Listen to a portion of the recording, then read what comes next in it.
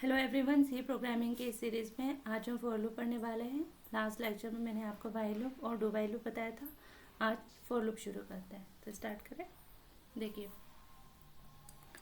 ये हुई हमारी फॉर लूप की बॉडी, जिसमें 3 काउंटर होते हैं। एक होता है इनिशियलाइजेशन काउंटर,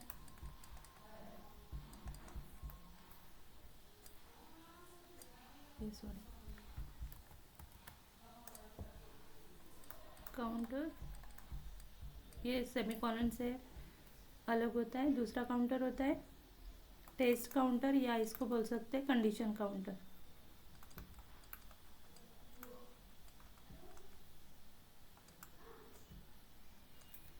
थर्ड काउंटर होता है हमारा इंक्रीमेंट या डिक्रीमेंट काउंटर।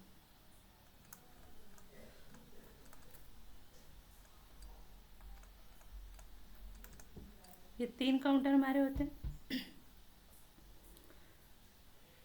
बाय डिफ़ॉल्ट अगर हम कोई भी प्रोग्राम एक लाइन में लिखते हैं, जैसे मुझे सिर्फ प्रिंट एफ कराना है, तो फॉर लूप का स्कोप ना अगली लाइन तक होता है। बाय डिफ़ॉल्ट अगर आप इसके ऐसे कर्ली ब्रेसेस नहीं भी लिखा और यहाँ पे प्रिंट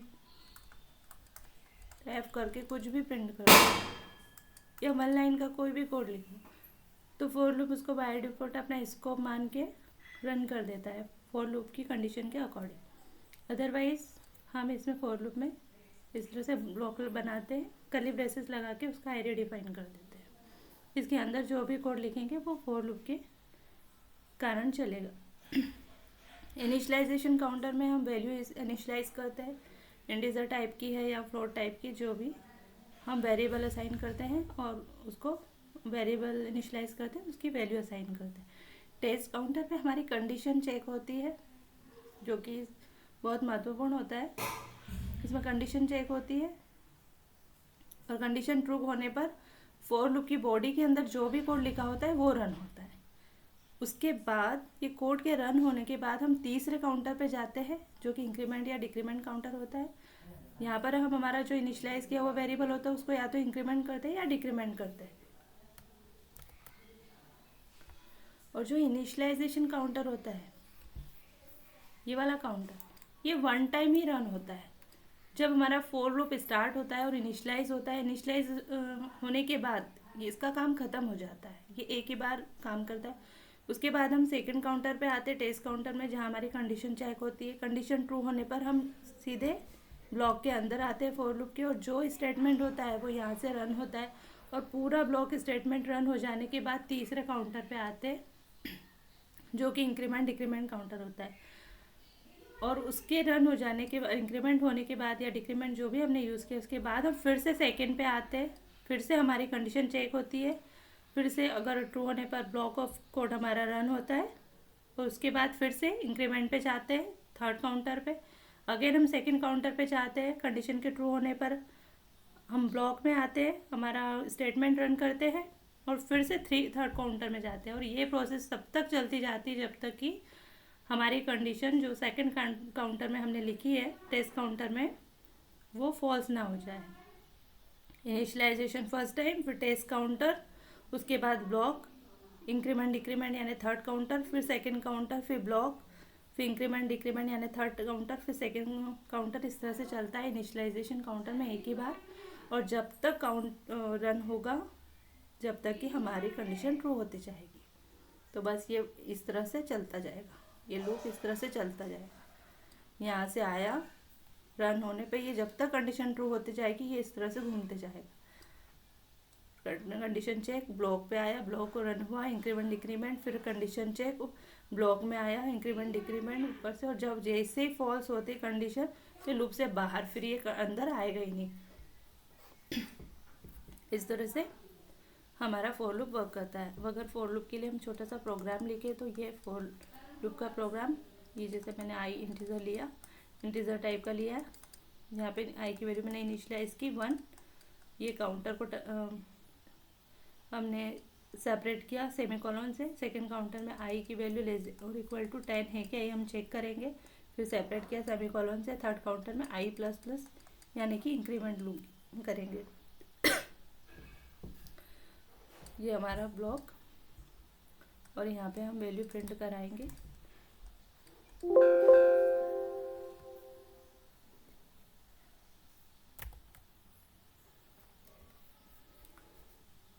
पर हम डी स्लेशन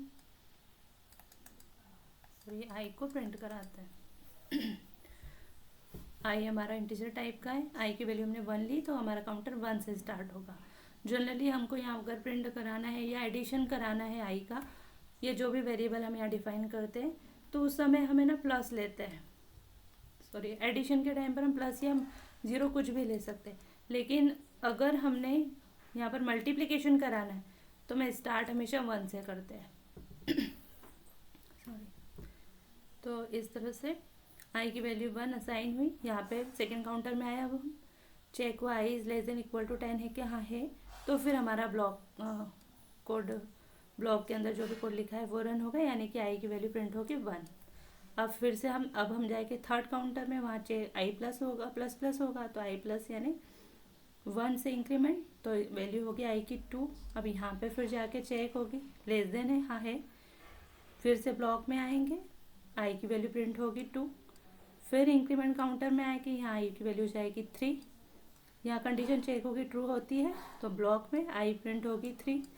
यहाँ से फिर जाएगी थर्ड काउंटर है इंक्रीमेंट काउंटर में, यहाँ वैल्यू हो जाएगी 4, फिर चेक लगेगा यहाँ पे सेकंड काउंटर में, हाँ अभी लेस देन है मतलब ट्रू है, तो यहाँ पे आके प्रिंट करेगा, प्रिंट होगा 4, फिर यहाँ पे जाएगा कर देगा 5, फिर से चेक लगाएगा, हाँ 5 तो 10 से लेस देन है, यहाँ आएगा ब्लॉक में, इसके अकॉर्डिंग ये यहाँ पे प्रिंट कर देगा, और फिर आई, फिर से कंडीशन चेक होती जाएगी, ऐसे 9 तक 10 तक आएगा।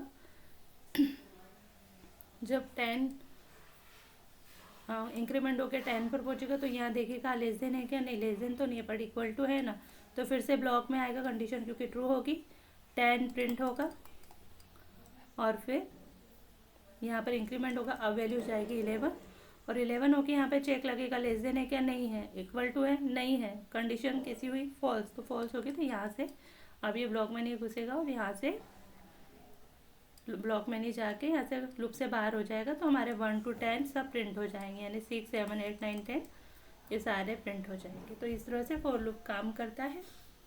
हम इसका एक प्रोग्राम देख लेते हैं, उससे आपको और अच्छा समझ में आएगा।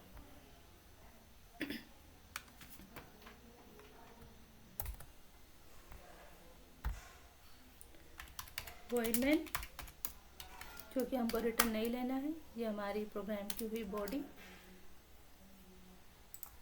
वही प्रोग्राम बनाएंगे जो हमने वाइल लूप में बनाया था, इंटीजर आई, मतलब हमने एक मेमोरी बना दी आई नाम की, मेमोरी तो पहले से बनी होती है, बस मेमोरी इनिशियलाइज करते हैं हम आई नाम से। अब हमने लगाया फॉर लूप, ये फॉर लूप की बॉडी,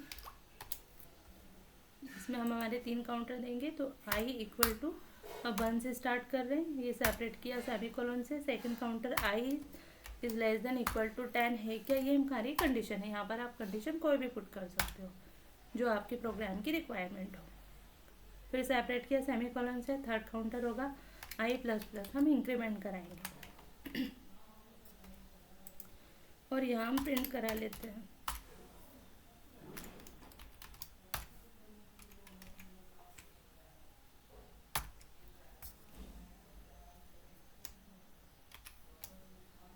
%d और आई की वैल्यू हम प्रिंट कराते हैं। अब इसको करते हैं सेव,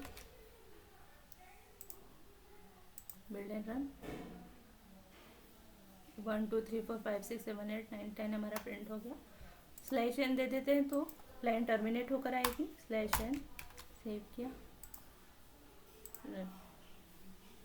ये होकर आगे, और ये हमारा एग्जीक्यूशन टाइम आया, तो हमारी 1 to 10 प्रिंट हो गई। हम 2 का टेबल इसी तरह बना सकते हैं, हमने साथ में एक और इनिशियलाइजेशन दे दिया, अभी नहीं देते हैं। आई की वैल्यू 1 से 10 तक तो इंक्रीमेंट होगी, एस्टेरिस्क साइन यानी मल्टीप्लिकेशन 2 इंटू आई, फर्स्ट टाइम में आई की मल्टीप्लिकेशन 1 से इंक्रीमेंट मल्टीप्लाई होगा 2 का, फिर 2 का 2 से मल्टीप्लाई होगा, थर्ड बार चलेगा तब 3 से, इस तरह से हमको 2 का टेबल मिल जाएगा। जैसे 1 to 10 मिली थी, उसमें 2 का मल्टीप्लिकेशन होके अब हमको वैल्यू मिलेगी। तो मैंने सेव किया और ये रन किया, ये 2 का टेबल हमको मिल गया। यूज़र से ले लेते हैं, तो प्रिंट करा लेते हैं, print F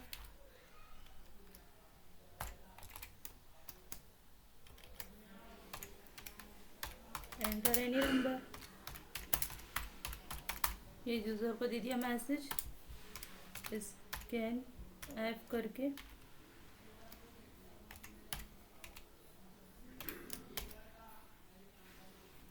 %t and %a, हम वैल्यू a में लेंगे और इसको भी इंटीजर टाइप का इनिशलाइज कर देते हैं यहाँ a। तो जो इसके वैल्यू प्रिंट करेगा यूज़र वो हमको a में मिल जाएगी। और क्योंकि अब यहाँ हमको डायनेमिकली टेबल बनाना है तो हम इसका a का मल्टीप्लिकेशन कर देंगे। अब यूज़र जो देगा उसके अकॉर्डिंगली उस नंबर का टेबल बन जाएगा। सेव किया, रन किया, हमको 6 का टेबल चाहिए, मिल गया।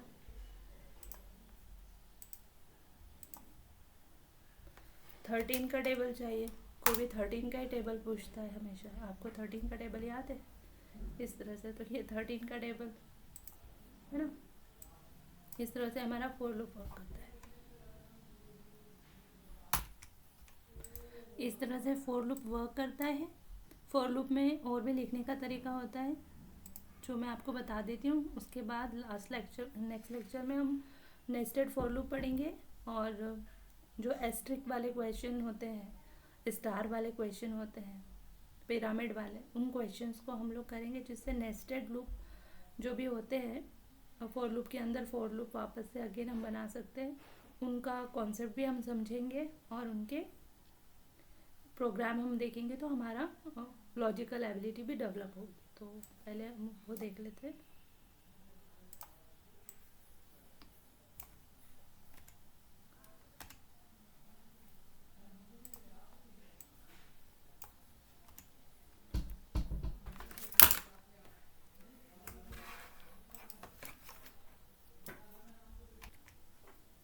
फॉर लूप में 3 काउंटर होते हैं।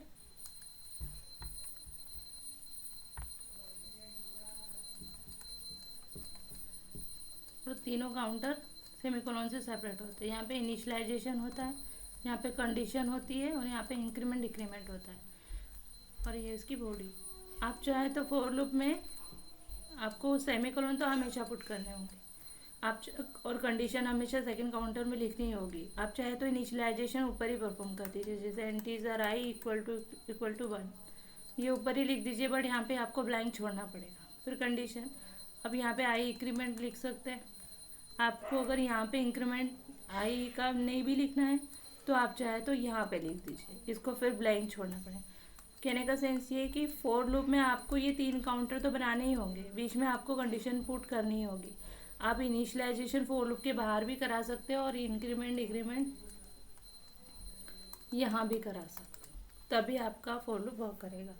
तो इस तरह से फॉर लूप को लिखने के और ये 4 तरीके हो सकते हैं। किसी में आप ये ऊपर लिख दीजिए, किसी में आप ये नीचे लिख दिए, दोनों। किसी में आप ये 2 तो काउंटर में अपनी वैल्यू लिखिए, लेकिन तीसरा ब्लैंक छोड़ दीजिए, उसका यूज़ यहाँ कर लीजिए। तो इस तरह से आप लिखने के तरीके हैं बेसिकली।